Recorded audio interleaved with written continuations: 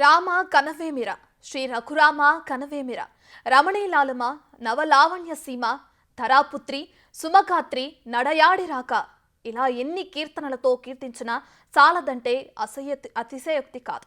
కౌసల్య రాముడి కళ్యాణం అంటేనే అదో పులకరింత. సప్త సముద్రాలు అవతలున్నా సరే రాములోరి కళ్యాణాన్ని ప్రత్యక్షంగానైనా పరోక్షంగానైనా తిలకించి తన్మయులవుతారు.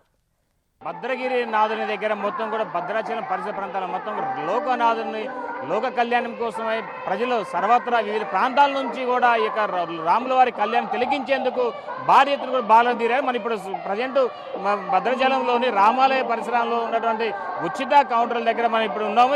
ఈ ఉచిత దర్శనాన్ని చేసుకునే భక్తులందరూ కూడా వివిధ ప్రాంతాల నుంచి ఉదయం నుంచి కూడా ఈ యొక్క ప్రాంగణంలో క్యూ కడుతూ రాముల వారి కళ్యాణం వీక్షించే విధంగా అన్ని వాళ్ళంతా కూడా సిద్ధమై ఉన్నారు. మొత్తానికైతే ఇతర రాష్ట్రాల నుంచి ఒకవైపున తెలంగాణ రాష్ట్రం నుంచే కాకుండా ఒక ఛత్తీస్గఢ్, ఆంధ్ర, అదేవిధంగా మధ్యప్రదేశ్, అదేవిధంగా బెంగళూరు, చెన్నై వివిధ మెయిన్ పట్టణాల నుంచి కూడా రాముల వారి భక్తులు ఆ యొక్క కళ్యాణాన్ని వీక్షించే విధంగా రావడం కూడా జరిగింది. మొత్తానికైతే మాత్రం భారీ ఎత్తున కూడా వస్తుండే ప్రజలకు భక్తులకు ఎలాంటి అసౌకర్యం కలగకుండా ఉండే విధంగా ఆలయ ఏర్పాట్లు మొత్తం చేశారు. ఆలయ సిబ్బంది మరోవైపు చూసుకుంటే వాటర్ ప్యాకెట్లు కావచ్చు, అదే మజ్జిగ ప్యాకెట్లు కానీ మొదలుపెట్టి భక్తులకు అంటే క్యూ లైన్లో ఉన్నా సరే ఎలాంటి అలసట లేకుండా ఉండే విధంగా ఏర్పాట్లు చేశారు.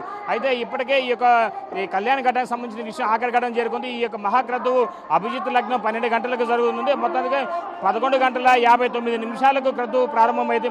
మెయిన్ ఘట్టం 11:59 స్టార్ట్ అయినటువంటి ఈ యొక్క కళ్యాణ మహాక్రతువుకి 12:15 మొత్తం కూడా అయిపోతుంది. మొత్తానికైతే ఈ యొక్క కళ్యాణ ఘట్టానికి మాత్రం చివరి దశ చేరుకుంది. మొత్తానికైతే అన్ని ఏర్పాట్లు చేస్తారు అధికారులు. అయితే భద్రాచలంలో ఇప్పటికే సుమారు 18,000 మందికి పైగా పోలీసులు పహారాలు ఈ యొక్క కళ్యాణ ఏర్పాట్లు నిర్వహిస్తున్నారు. మొత్తానికైతే అధికారులు కూడా సుమారు అన్ని శాఖ అధికారులు మొత్తం కూడా కోఆర్డినేట్ చేసుకుంటూ ముందుకెళ్తున్న నేపథ్యం ఉంది. మరోవైపు చూసుకుంటే మాత్రం ఇప్పుడు లోక్సభ ఎన్నికలు జరుగుతున్న తరుణంలోనూ ఇక్కడ అంటే ఎన్నికలు కూడా ఉన్న నేపథ్యంలో ఎలాంటి అంగరంగ వైపు అంటే ఎలాంటి హడావిడి లేకుండా కేవలం అంటే అధికారుల పాలనలోనూ ఈ యొక్క రాముల వారి కళ్యాణం జరుగుతుంది. అందుకు ఏర్పాట్లు కూడా చేస్తారు. మొత్తానికైతే సెక్టార్ల వారీగా ఒక బారికేడ్లు ఏర్పాటు చేసేస్తారు. 24 సెక్టార్లు ఏర్పాటు చేసేసి ఒక్కో సెక్టార్ నుంచి అంటే రుసుము వసూలు చేస్తున్న నేపథ్యం ఉంది. 500 నుంచి 750, అదేవిధంగా 1000, 2000, 1500 నుంచి అంటే 2,500, 3,000, 10,000 వరకు కూడా అట్లా సెక్టార్ల వారీగా 24 సెక్టార్లు వాళ్ళని ఏర్పాటు చేస్తారు. ఒక టికెట్ అంటే మెయిన్ వీవీఐపీ టికెట్ వచ్చేసి 10,000 పైగా వసూలు చేస్తుంది భద్రాచలం ఆలయం సిబ్బంది. మరోవైపు చూసుకుంటే కనుక ఇప్పటికే ఈ భద్రాచలంలో ఉన్నటువంటి పరిసర ప్రాంతం అంతా కూడా రామనామ స్మరణతో మారిమోగిపోతూ ఉంది. భక్తులతో మనం మాట్లాడి చూద్దాం. ఎక్కడి నుంచి వచ్చి చూద్దాం. అమ్మ, మీరు ఎక్కడి నుంచి వచ్చారమ్మా? వరంగల్. ఎలా ఉంది? ఎప్పుడు వచ్చారు? పొద్దున వచ్చాం, 2 గంటలకు వచ్చాం. 2 గంటలకు వచ్చాం. ఖాళీ లేదా, ఎటువంటి సెక్యూరిటీ కూడా లేదు. చాలా ఇబ్బంది పడుతున్నారు ప్రజలందరూ కూడా. చాలా అంటే అసలు పొద్దున్న 4 వచ్చాం, 5 వరకు ఆ లైన్లో ఉన్నాం. క్రౌడ్ అయితే ఎక్కువ ఉంది. చిన్నపిల్లలు అయితే చాలా కష్టంగా ఉంది. కాకినాడ నుంచి వచ్చాడు, పొద్దుట వచ్చాడు, తెల్లవచ్చాను.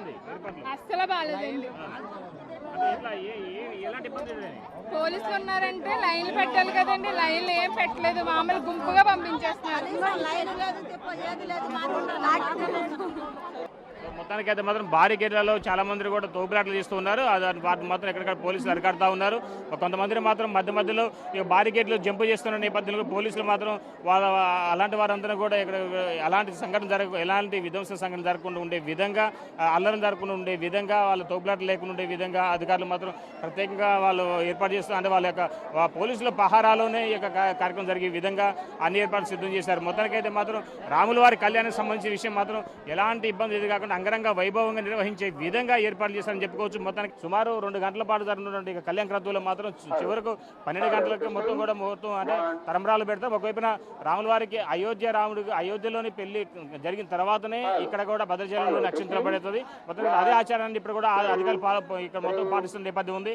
ఏది ఏమైనా సరే రాముల కళ్యాణం సర్వం సిద్ధమైందని చెప్పుకోవచ్చు. ఇది కొంత తాజా పరిస్థితి. సంపత్తో భాస్కర్, బిగ్ టీవీ, భద్రాచలం.